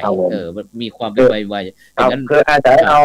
ภูมิประเทศนะครับภูมิประเทศนั่นตรงนั้นขณะนั้นนะครับและก็ยังมีเป็นหลักฐานอยู่จนถึงปัจจุบันนี้คือหนองหลวงหลังวัดที่เราไปปล่อยปลาวันนั้นนะครับนั่นแหละครับผมเป็นชื่อบ้านนามเมืองของวัดหนองม่วงไข่บ้านหนองม่วงไข่ตำบลและอำเภอหนองม่วงไข่ปัจจุบันนี้ครับผมครับทีนี้ไปทางคุณโยมชดารัตน์อีกทีหนึ่งทีนี้น่าจะเป็นรอบสุดท้ายแล้วคุณโยมทีนี้เรามีอะไรที่อยากจะหนองม่วงไข่มันมีดีอะไรนะคะสำหรับคำว่าหนองม่วงไข่อย่างที่พระอาจารย์พระครูเจ้าคณะอำเภอได้พูดไปนะคะว่าหนองม่วงไข่หนองม่วงไข่มีดีอะไรใช่ไหมคะหนองม่วงไข่มีความรักความสามัคคีนะคะอันนี้คือดีที่1ค่ะหนองม่วงไข่จะรักพี่รักน้องรักอย่างน้อยๆคือรักตนเองถ้ารักตนเองแล้วคนรอบข้างก็จะมีความสุขก็ทำให้สังคมมีความสุขไปด้วยค่ะแล้วหนองม่วงไข่เนี่ยนะคะหนองม่วงไข่เป็นแหล่งนะคะแหล่งผลิตภัณฑ์ที่อื่นไม่มีนะคะที่อื่นไม่มีเหมือนที่หนองม่วงไข่นะคะคือพริกที่ท่านนายกได้พูดถึงพริกนี่เป็นพริกที่ดีที่สุดในประเทศไทยและปลูกมากที่สุดนะคะเป็นพริกที่ดีที่สุดแล้วก็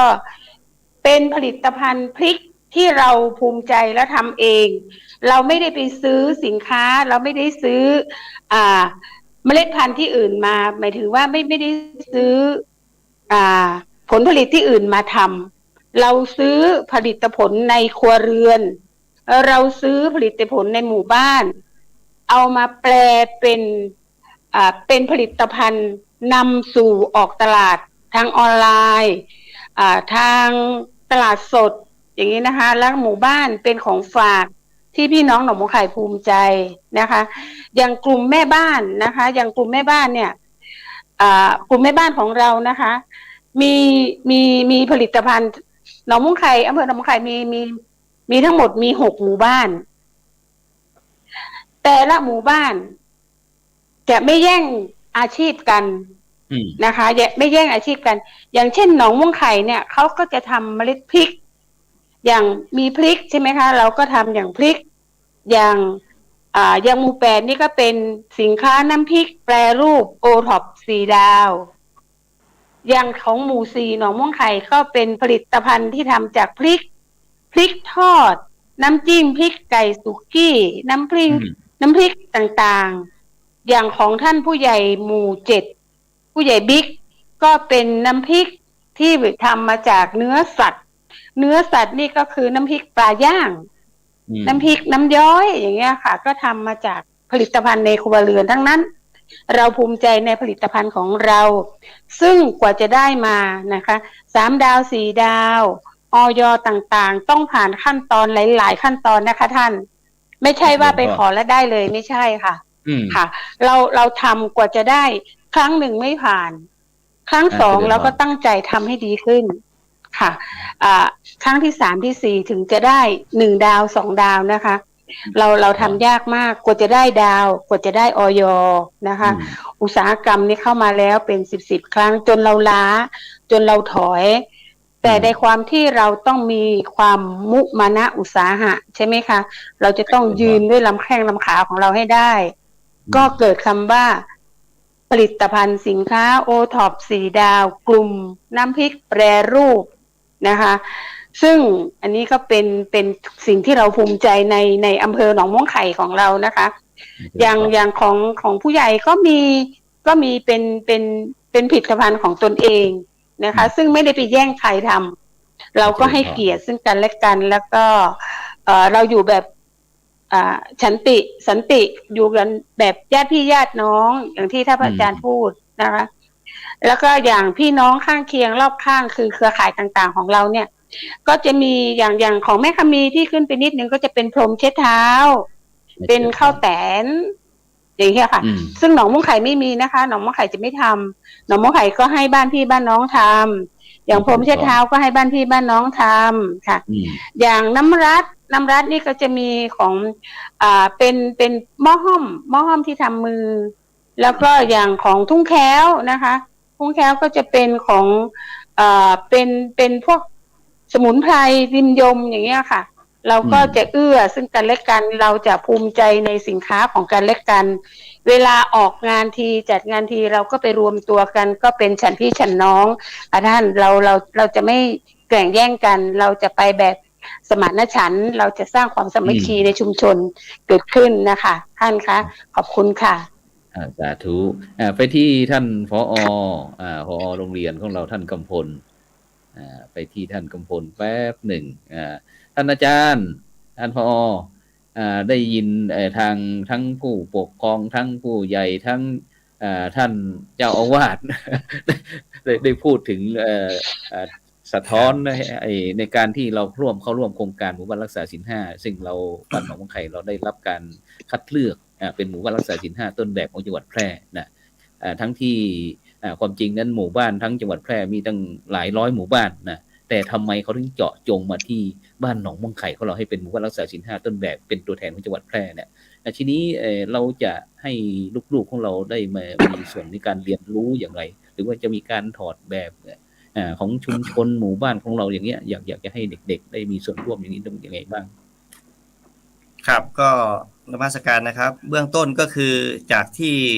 ชุมชนของเรานะครับใน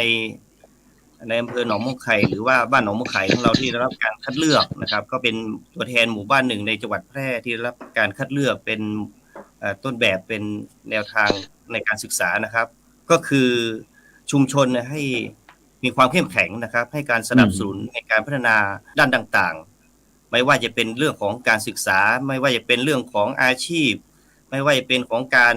พัฒนาต่างๆก็ได้รับความร่วมมือนะครับมีความเข้มแข็งจึงได้รับการคัดเลือกให้เป็นหมู่บ้านต้นแบบในการรักษาศีล 5แล้วก็ในการพัฒนาที่เป็นแนวทางซึ่งจากการที่เราจะพัฒนาให้มีสามารถต่อเนื่องหรือว่าต่อยอดได้เนี่ยในส่วนของโรงเรียนนะครับโรงเรียนของเราก็จะมีการพาเด็กและเยาวชนคือนักเรียนของเราไม่ว่าจะเป็นของระดับประถมศึกษาหรือมัธยมศึกษาที่ในสังกัดที่โรงเรียนที่ผมปฏิบัติหน้าที่อยู่นะครับก็จะพาเด็กและเยาวชนเข้าไปศึกษาแหล่งเรียนรู้นะครับในชุมชนไม่ว่าจะเป็นแหล่งอาชีพที่ทางประธานแม่บ้านทางชุมชนได้แจ้งรายละเอียดนะครับไปศึกษาเรียนรู้ว่าวิธีการในชุมชนเขาได้ทำอะไรไปได้พัฒนายังไงอย่างน้อยเนี่ยให้เขารู้จักบ้านเกิดเขา2เนี่ยให้เขาไปสนับสนุนและพัฒนาต่อยอดจากที่เขาเรียนแล้วเนี่ยเขาพัฒนาไปยังไงต่อเวลาเขาจบมาเนี่ยเขาจะได้เกิดแนวคิดหรือเกิดหลักคิดที่จะเอามาพัฒนาอาชีพในชุมชนเขาต่อไปและในส่วนที่จะขยายผลต่อไปในของจังหวัดแพร่ของเราก็คือในส่วนของการศึกษานะครับเราก็จะขยายผลแนวทางรูปแบบแนวทางที่เราทำนะครับไปยังโรงเรียนใกล้เคียงก่อนไม่ว่าจะเป็นประถมศึกษามัธยมศึกษาหรือว่าทางท้องถิ่นนะครับเราก็จะเป็นทำเป็นหลักสูตรเรียนรู้นะครับของบ้านเรานี่แหละนะครับเป็นแนวทางให้เขาได้ศึกษาแล้วก็ผมก็จะไปแขวนไว้ยังเว็บไซต์ของเรียนนะครับก็ชุมชนแล้วก็คนทั่วไปก็เข้าไปศึกษาเรียนรู้ได้โดยเฉพาะอย่างยิ่งในเรื่องของการดำเนินชีวิตของคนในอำเภอหนองบัวไข่นะครับก็จะมีวิถีชีวิตมีวัฒนธรรมมีประเพณีในการปฏิบัติที่แตกต่างกันไปในแต่ละที่ก็จะมีประเพณีวัฒนธรรมที่สมควรอย่างยิ่งที่ทางบ้านวัดโรงเรียนและส่วนราชการจะต้องช่วยกันสืบสานและพัฒนาต่อยอดให้เป็นแนวทางที่ดีให้เด็กและเยาวชนได้ศึกษาเรียนรู้ประวัติศาสตร์แล้วก็ศึกษาเรียนรู้วิถีชีวิตของเขาแล้วก็พัฒนาให้มีความต่อเนื่องแล้วก็พัฒนาให้เกิดอาชีพและปรับใช้ในชีวิตประจำวันที่เหมือนเมื่อกี้ที่ท่านผู้ใหญ่เรามีขายสินค้าปรับรูปแบบใหม่เป็นขายออนไลน์เงี้ยปรับรูปแบบอันนี้ก็เป็นการนำเทคโนโลยีสมัยใหม่เข้ามาปรับใช้ในเรื่องของการเรียนรู้ในการค้าขายอีกรูปแบบหนึ่งหรือว่าในรูปแบบที่วันนี้ที่เป็นการเสวนาธรรมะอันนี้ก็ถือว่าเป็นการสนทนาธรรมในเรื่องของการใช้เทคโนโลยีนะครับอยู่ทุกที่สามารถเรียนรู้ได้ทุกที่ในเรื่องของการคิดดีทำดีแล้วก็ปฏิบัติดีนะครับอันนี้ก็หวังไปอย่างยิ่งว่าทุกท่านทุกคนนะครับที่รับฟังรายการหรือว่าผู้ที่มีส่วนร่วมในการขับเคลื่อนโรงเรียนโครงการหมู่บ้านรักษาศีล 5นะครับก็คงจะนำแนวคิดแนวทางสิ่งที่ดีไปพัฒนาต่อยอดให้เกิดประโยชน์ในเรื่องของบุคคลทั่วไปให้เกิดมีคุณธรรมจริยธรรมเพื่อสืบสานประเทศชาติบ้านเรานะครับให้มีความเข้มแข็งต่อไปในสถานการณ์ปัจจุบันนะครับสาธุทีนี้ถามท่านผอ.นิดหนึ่งเกี่ยวกับเมื่อกี้ได้เราพูดถึงเรื่องการศึกษาทีเนี้ยจารีตประเพณีอะไรต่างๆที่เกิดจากภูมิปัญญาท้องถิ่นเนี่ยในฐานะที่เราเป็นผู้บริหารทางโรงเรียนนะที่เราเป็นภาคีเครือข่ายเป็นหมู่บ้านรักษาศีล 5ต้นแบบทีนี้เราอยากจะอนุรักษ์รักษาเรื่ององค์ความรู้ภูมิปัญญาท้องถิ่นอะไรต่างๆอย่างพ่อครูแม่ครูอะไรต่างๆเนี่ยทางสถานศึกษาโรงเรียนเรามีการจัดหลักสูตรให้ภูมิปัญญาท้องถิ่นเข้าไปสอนหรือว่าเป็นแนะนำอย่างปู่สอนล้านบ้างอะไรต่างๆนี่มีพอมีบ้างไหมที่เราได้นำทำไปครับก็ขออนุญาตยกตัวอย่างเบื้องต้นเมื่อกี้ก็คือหลักสูตรเสรีไทยเมื่อกี้นะครับก็คือคนเฒ่าคนแก่แต่ก่อนแล้วก็จะมีอาจารย์ซึ่งทำคศ3เมื่อสมัยนั้นนะครับก็ได้ศึกษาเรียนรู้อย่างละเอียดในเรื่องของเสรีไทยที่ผมก็เลยเชิญท่านมาเป็นวิทยากรในการให้ความรู้แล้วก็ปรับใช้ในเรื่องของหลักสูตรตัวนี้พอดีอันนี้ก็เป็นส่วนหนึ่งทำให้ศึกษาเรียนรู้ประเพณีวัฒนธรรมของชุมชนในหนองบัวไข่ทั้งหมดไม่ว่าจะเป็นด้านอาชีพด้านวัฒนธรรมด้านอะไรนะครับและก็ยังส่วนหนึ่งท่านวิทยากรก็เลยพาไปดูจุดพอดี จุดที่ เจริญ แพ พ ร่ ร เพียงแพร่เพียงหรือว่าจุดถ้ำผาบ่องที่ท่านนายกได้กล่าวไปนะครับ ไปศึกษาว่ามันเป็นจริงไหมเด็กเนี่ยสมัยนี้เนี่ยบางครั้งเนี่ยเราพูดอธิบายอาจจะไม่ค่อยเชื่อนะครับต้องไปเห็นของจริงไปเห็นสภาพจริงอันนี้ก็ถือว่าเราได้เชิญวิทยากรภายนอกนะครับได้เข้ามามีส่วนร่วมในการให้ความรู้นะครับในการสืบสารเพื่อจะมาให้ความรู้หรือแนวคิดที่เป็นประโยชน์หลักคิดต่างๆหายไปกับการเวลานะครับอันนี้เรายังทำครับก็ดำเนินการอยู่ครับผมครับสาธุสาธุงั้นก็หมายความว่าทางโรงเรียนเราก็ไม่ได้ทิ้งภูมิปัญญาท้องถิ่นเนาะทุกสิ่งทุกอย่างไม่ว่าจะเป็นเรื่องการจัดการสารการผลิตอะไรต่างๆเราไม่อยากจะให้ภูมิปัญญาท้องถิ่นของเรามันสูญหายไปกับบุคคลซึ่งเราก็ต้องฝากให้กับทางโรงเรียนโดยเฉพาะท่านผอ.ถือว่าเป็นผู้ที่มีวิสัยทัศน์ที่ได้นำโรงเรียนของเราได้เข้าร่วมเป็นภาคีเครือข่ายกับหมู่บ้านรักษาศีล 5ซึ่งถือว่าหลายท่านหลายคนหรือว่าบรรดาท่านผู้ฟังท่านผู้ชมก็คงจะได้นำวิธีการคิดแนวคิดการกระทำของท่านผอ.กำพลพิมานผู้ในการโรงเรียนหนองม่วงไข่ของเราไปประยุกต์ใช้ให้เข้ากับเหตุการณ์อะไรต่างๆดังนั้นเราไปที่ท่านนายกตรงนี้อยากจะให้ท่านนายกได้โฆษณาประชาสัมพันธ์เชิญชวนแหล่งท่องเที่ยวทั้งหนองม่วงไข่ทั้งจังหวัดแพร่ให้บรรดาท่านผู้ฟังท่านผู้ชมหน่อยก่อนที่เราจะให้ท่านอาจารย์พระครูสุตตะพัฒนกิจของเราได้ให้ศีลให้พรกับบรรดาท่านผู้ฟังท่านผู้ชมในสถานการณ์ที่โควิดของเราก็ยังขึ้นลุ่มดอนอยู่เนาะขอเจริญพรท่านนายกได้ครับนมัสการครับก็คือของหนองม่วงไข่ของเรานะครับก็จุดเด่นก็คือเรามีหนองครับหนองหลวงนะครับมีหนองหลวงเป็นหนองน้ำสาธารณะนะครับเป็นแหล่งวิถีชีวิตที่ชาวบ้านต้องหาทำมาหากินที่หนองหลวงใช้น้ำเป็นจุดบริโภคและหลายอย่างนะครับซึ่งการจัดกิจกรรมของเรานะครับ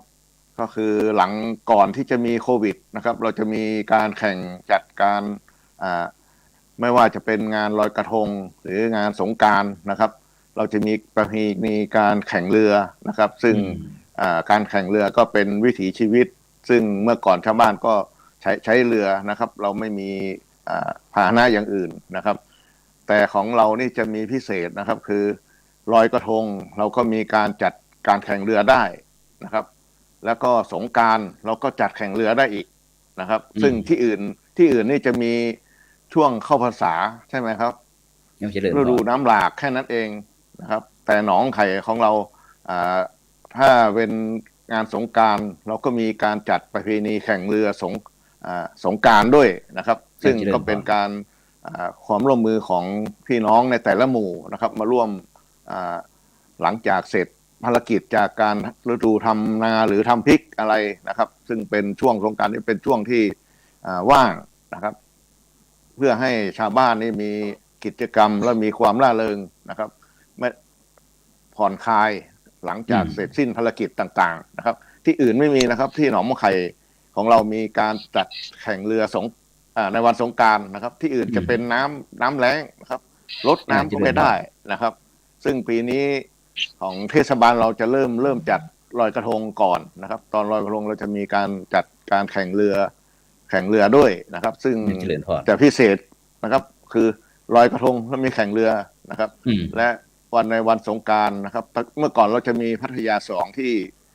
บริเวณท่าน้ำหมู่ที่6นะครับสาธุมีพัทยา2นะครับซึ่งก็เป็นแหล่งเศรษฐกิจอย่างหนึ่งให้กับชาวตำบลหนองไข่ของเรานะครับก็ว่างเว้นมาหลายปีครับเพราะว่าวิกฤตนะครับเดี๋ยวท่านนายกช่วยขยายพัทยา2หน่อยมันเป็นยังไงพัทยา2ลองคุยให้กับบรรดาท่านผู้ฟังพัทยา2เนี่ยก็คือ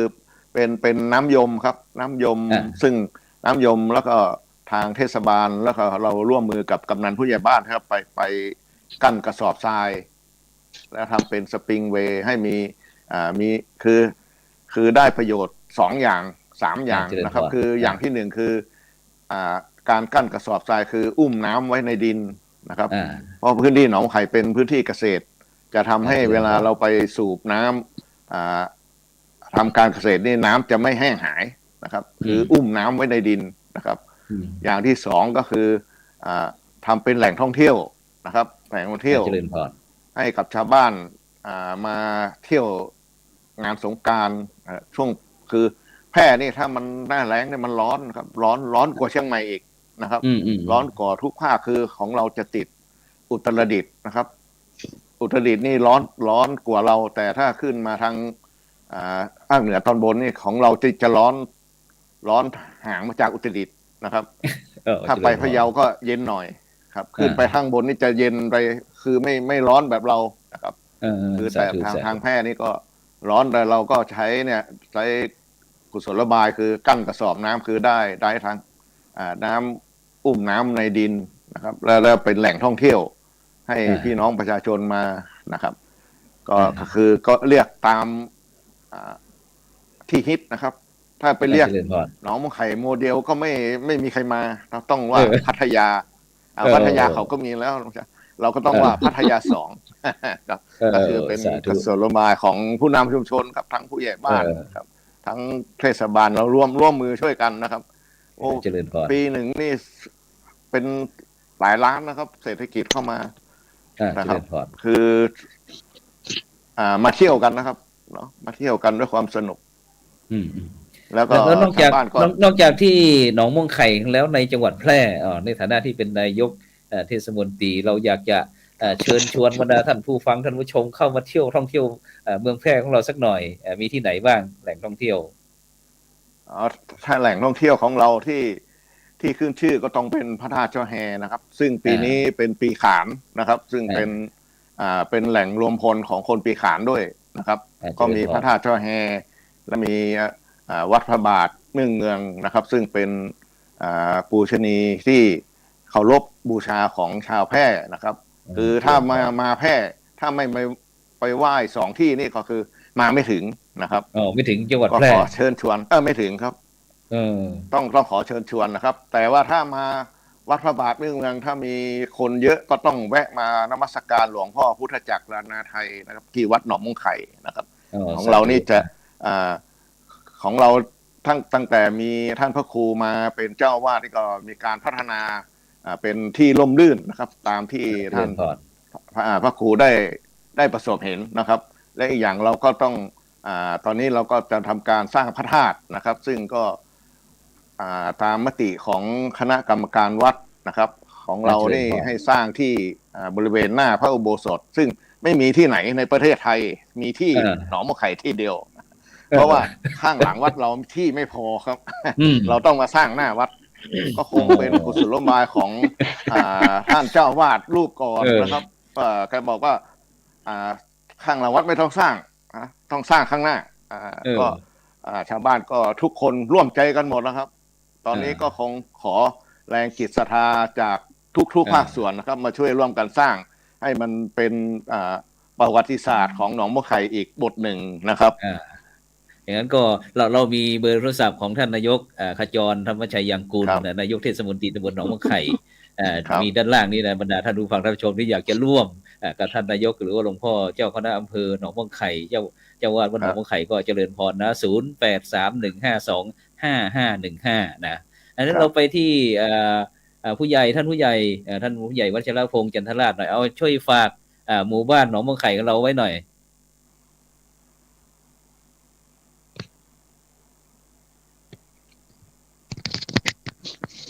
ได้ฝากบ้านหนองมะไข่ไว้ในอ้อมอกอ้อมใจกับบรรดาท่านผู้ฟังท่านผู้ชมหน่อยครับก็บ้านหนองมะไข่นะครับเป็นดินแดนเสรีไทยนะครับอย่างที่ท่านนายกได้กล่าวไปก็คือสถานที่ท่องเที่ยวของเรามีพิพิธภัณฑ์เสรีไทยมีพระพุทธจักรล้านนาไทยแล้วก็มีหนองหลวงมาวัดหนองมะไข่ก็มากราบนมัสการพระพุทธจักรล้านนาไทยครับก็เยี่ยมชมหนองหลวงเพราะว่าจะเป็นการเชื่อมโยงของการท่องเที่ยวนะครับมาจับจ่ายผลิตภัณฑ์ชุมชนช่วยเหลือเกษตรกรด้วยนะครับว่าหนองมะไข่ปลูกพริก 1,600 ไร่ถึง 2,000 ไร่นะครับทุกๆปีเราก็สามารถที่จะจำหน่ายพริกสดด้วยแล้วก็นำมาแปรรูปผลิตภัณฑ์พริกด้วยนะครับถึงแม้ว่าโลกปัจจุบันนี้จะไปเจริญในแค่ไหนนะครับก็หันกลับมาทางด้านจิตใจครับ การพัฒนาทางด้านจิตใจกายใจอะไรเงี้ยก็ปรารถนาที่จะให้สังคมได้มีความสุขอยู่กันยังมีความสุขนะครับขอบคุณครับสาธุเอาไปที่การนิมนต์หลวงพ่อพระครูสุตะพัฒนกิจเจ้าอาวาสวัดหนองมวงไข่เจ้าคณะอำเภอหนองมวงไข่ได้ให้ศีลให้พรกับบรรดาท่านผู้ฟังท่านผู้ชมหน่อยที่ได้ใจจดใจจ่อได้ฟังถึงความเป็นไปเป็นมาของหมู่บ้านรักษาศีล 5ต้นแบบวัดหนองมวงไข่ของเราเพื่อที่ได้รับผลกระทบจากโควิดบ้างอะไรบ้างนะครับในสถานการณ์ปัจจุบันนี้ฉะนั้นก็ต้องการกำลังใจฉะนั้นก็การนิมนต์ท่านอาจารย์พระครูได้ให้กำลังใจกับบรรดาท่านผู้ฟังท่านผู้ชมเลยครับการนิมนต์ครับก็ก่อนที่จะให้พรนะครับก็ขอขมวดคำว่าหนองม่วงไข่ให้กับท่านผู้ฟังได้เข้าใจนะครับก็ดังที่ทุกท่านผู้ดำเนินรายการผู้ออกรายการทั้งหมดได้ให้ความคิดเห็นได้หลายส่วนนะครับเพราะว่าหนองม่วงไข่เนี่ยเพราะว่าวัดคือเป็นตัวแกนหลักในการเชื่อมประสานทุกฝ่ายให้ดำเนินกิจกรรมดำเนินการต่างๆมาหนองม่วงไข่เป็นดินแดนที่มีประวัติศาสตร์มีเสรีไทยนะมีพระพุทธจักรล้านนาไทยเป็นพระพุทธรูปทองสำริดที่ใหญ่ที่สุดในล้านนาสมัยนั้น2512นะครับปัจจุบันนี้ก็อาจจะมีที่อื่นที่ใหญ่กว่านี้และต่อมาก็คือพระบาทสมเด็จพระเจ้าอยู่หัวรัชกาลที่9สมเด็จพระนางเจ้าสิริกิติ์สมเด็จพระเทพสมเด็จเจ้าฟ้าหญิงจุฬาภรณ์ก็ได้เสด็จมาถวายผ้าพระกฐินต้น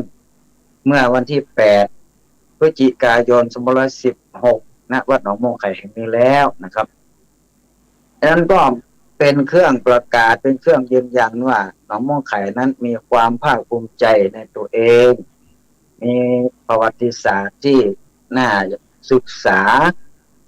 ดังนั้นก็จะขมวดหัวข้อหลักนะครับให้ทุกท่านได้ฟังว่าและหนองม่วงไข่ก็เลยได้เป็นหมู่บ้านศีล 5ต้นแบบของจังหวัดแพร่ในปีนี้นะครับดังนั้นก็คงจะมีความสำคัญตรงนี้ที่ขมวดหัวข้อหลักดังนั้นผมในฐานะเป็นเจ้าอาวาสก็พยายามที่จะสร้างสำนึกรักบ้านเกิดพยายามหากิจกรรมในด้านความเชื่อในเรื่องของพุทธศาสนาเพื่อให้ศรัทธาญาติโยมก็ดีเด็กนักเรียนก็ดีได้มีส่วนร่วมด้วยช่วยกันในกิจกรรมนั้น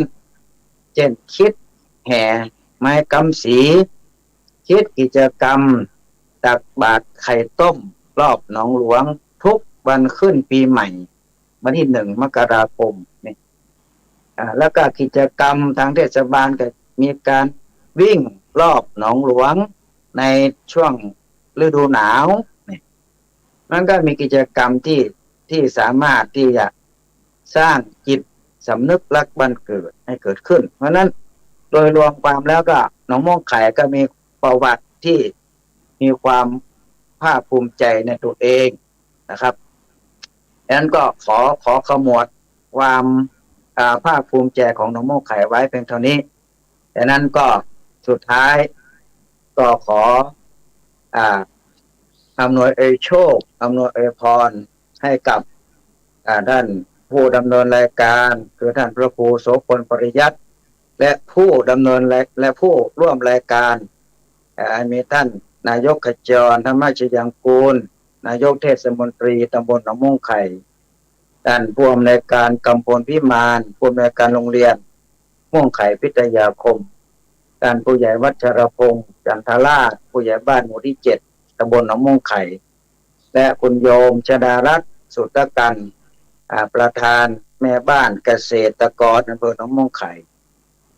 และศรัทธาญาติโยมด้านสาธุชนทั้งหลายที่รับชมรับฟัง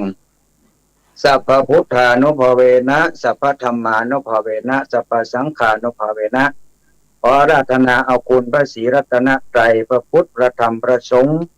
อีกทั้งคุณศีลฐานเมตตาภาวนาจงได้รวมกันเป็นตบะเดชะพระวะปัจจัยสนับสนุนเกื้อกูลโดนบันดาลประทานพรให้ท่านสาธุชนทั้งหลายจงเจริญงอกงามในพระสัทธรรมของสมเด็จพระสัมมาสัมพุทธเจ้า และจงเจริญในยศศักดิ์ตำแหน่งหน้าที่กิจการงานโดยชอบขอให้ท่านทั้งหลายปราศจากทุกข์ปราศจากโศกโรคภัยไข้เจ็บอุปสรรคอันตรายทั้งหลายทั้งปวงแล้วจงเจริญด้วยอายุวรรณะสุขภระปฏิภาณธนสารคุณสารสมบัติสิริสวัสดิ์พิพัฒนมงคลสมบูรณ์บริบูรณ์ด้วยมนุษย์สมบัติรูปสมบัติทรัพย์สมบัติบริวารสมบัติอายุสมบัติอีกทั้งสวรรค์สมบัติและพระนิพพานสมบัติจงทุกท่านตลอดกาลนานขอความปรารถนาใดๆโดยชอบอันประกอบด้วยธรรมขอจงเป็นผลสำเร็จสมปรารถนาทุกประการด้วยเถิด สาธุ สำหรับในคืนนี้ก็ต้องขอบคุณอนุโมทนากับผู้ร่วมรายการจากหมู่บ้านรักษาศีล5ต้นแบบบ้านหนองม่วงไข่ตำบลหนองม่วงไข่อำเภอหนองม่วงไข่จังหวัดแพร่นะครับที่ได้มาร่วมออกรายการสังฆพัฒนาเพื่อประชาชนบทบาทพระสงฆ์ในยุคนิวนอร์มอนนะครับหมู่บ้านรักษาศีล5ต้นแบบนะครับฉะนั้นก็ในค่ำคืนวันนี้ก็เวลาหมดเวลานะครับก็ต้องนำรายการจากบรรดาท่านผู้ฟังไปก่อนนะครับหลับฝันดีมีเงินใช้นะครับไร้โรคาพยาธินะครับไม่เจ็บไม่จนร่ำรวยทุกผู้ทุกคนสำหรับในคืนนี้ขอกล่าวคำว่าสาธุ สาธุ สาธุ อธินาทานา